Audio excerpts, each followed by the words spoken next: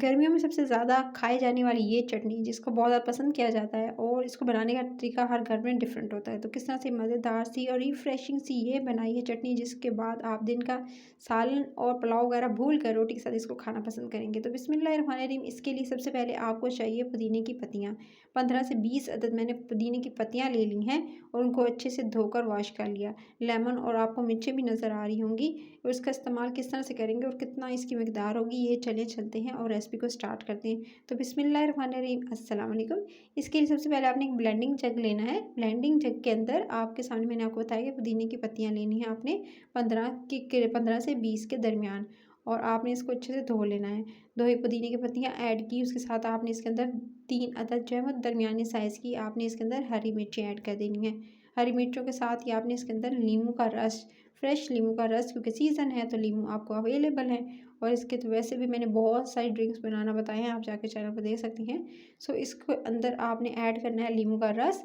एक नींबू का रस ऐड करने के साथ ही आपने इसके अंदर शामिल करना है सफ़ेद ज़ीरा। अच्छा, सफ़ेद ज़ीरा भुना हुआ इस्तेमाल कीजिएगा। और हाफ़ टी स्पून, आधा छोटा चाय का चम्मच होता है वो आपने इसके अंदर सफ़ेद ज़ीरे का इस्तेमाल करना है। अच्छा, सफ़ेद ज़ीरा भी चला गया, फिर आपने इसके अंदर दही, पानी निकला दही इस्तेमाल करेंगे। क्यों? क्योंकि आपने इसके अंदर जब अच्छे से ब्लेंड करना है तो काफ़ी हद तक ये जो है वो आपकी जो है चटनी मज़ेदार सी बनेगी। सो इसके अंदर तकरीबन जो है मैं आधा कप के करीब दही जो है वो इसके अंदर इस्तेमाल कर रही हूँ। दही से रिलेटेड मज़े मज़े की रेसिपीज़ चैनल पर अपलोड है, आप जाकर देख सकते हैं। मज़े मज़े की रिफ्रेशिंग ड्रिंक्स और हर तरह की रेसिपीज़, तो अभी आप जाके विज़िट कीजिएगा रेसिपी के चैनल को। उसके बाद दही शामिल कर दी, आधा कप मैंने इसके अंदर दही शामिल किया। और आप देख सकते हैं गाढ़ा दही है, ये घर का दही है। अगर आप चाहेंगे तो कमेंट सेक्शन में बताइएगा, मैं आपको इसका इसी तरह से किस तरह से घर में जो आप दही जमा सकते हैं कितना फ्रेश और गाढ़ा, उसकी रेसिपी आपके साथ शेयर कर दूँगी। सो आपने इसके बाद दही शामिल करने के साथ ही अब आपने क्या करना है, आपने बंद करना है, ढक्कन लगाना है इसके ऊपर, और उसके बाद आपने इसको कर लेना है ब्लेंडर में ब्लेंड।